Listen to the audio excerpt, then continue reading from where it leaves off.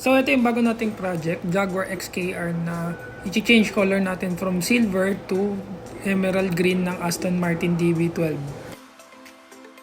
Ayan yung pagkokopyahan natin ng kulay. So pagtanggal natin ng foil, ayan siya.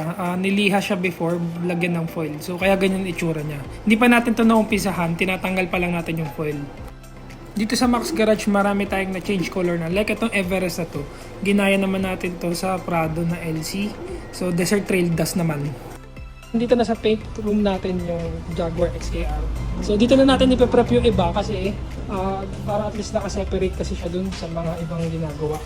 So yun, meron din tayo ditong oven. Ayan, makikita nyo yung heater. So pag ganito kasi sa mga standard natin na wash over, tanggal yung tail light, bumper, headlight, even yung mga side mirrors, tatanggalin natin yan. So kumbaga kasi para malinis, kasi problema minsan kasi pag tinitape-tape lang, hindi mapaperfect yung mga dito eh. So kaya talagang tinatanggalan. Itong bumper na ito tatanggalin na natin din yan. Tapos bubugahan ng sarili. Pati yung mga ganitong trims, yung mga grill, tinatanggal natin yan. So yan, naka-primer na siya. Sunod niyan yung kukulayan na natin siya.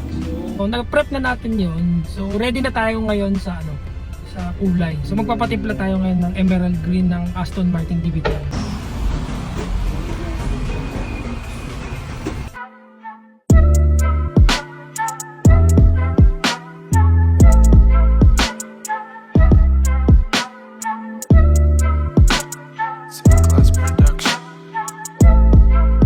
So tapos na itong timplahan, approve na rin to dun sa client natin. Then after neto, ibubuga na natin siya dun sa Jaguar.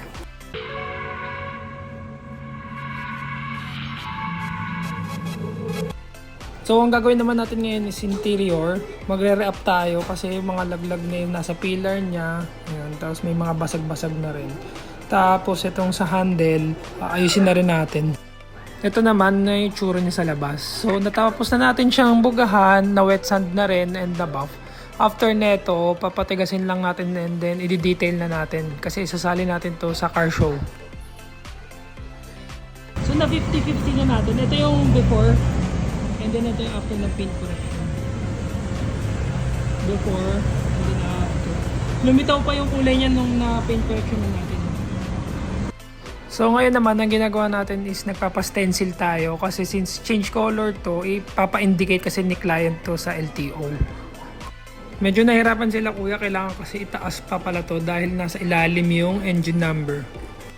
So ngayon naman, pinapunta tayo ni client dito sa Drive Plus kasi pinapapalitan niya yung gulong. So ito kasi, pinaasikaso na rin sa atin lahat, even yung pagpalit ng gulong. Bali na order na nila, dinala lang natin dito. Yung pinalit nila sin Falcon na 255/35 Brim 20. And then after nila install, chinek na rin nila lahat. So okay naman daw. After neto, lalabas na tayo. Since nandito tayo sa loob na rin ng Drive Plus, itutour ko na rin kayo. So ang ganda ng waiting area nila at saka lounge room. Ang dami ring mga items, parts na naka-display. Meron din silang mga rims, mugs dito. Tsaka yung mga iba pang parts na pwede nyo pa-install na rin sa kanila. So kumbaga parang one-stop shop pala to.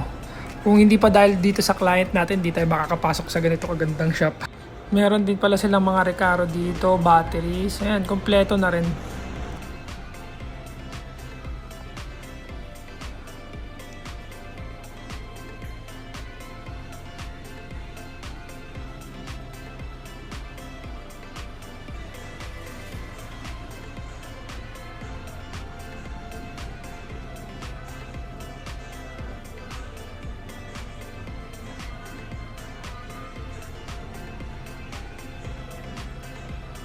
So yan, patapos na, tinotorque na lang to spec, tapos aalis na rin tayo. Bago rin pala nila binalik yung stud, nilagyan din nila ng mga grease. Then ito pala yung hangin nilalagay is nitrogen. Yan. Maingat naman sila dito, hindi naman nagasgas yung rims.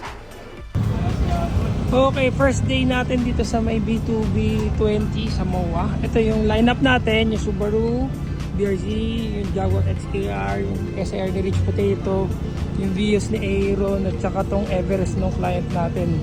So lahat yan, pininturahan ni Max Garage and then Dinetail Auto Pro. So para sa mga walang time dyan na hindi maasikaso yung project car nila, gustong pagandahin or change color, message nyo lang kami, matutulungan namin kayo about dyan. If you like special cars, come and take a look here. Welcome to paradise.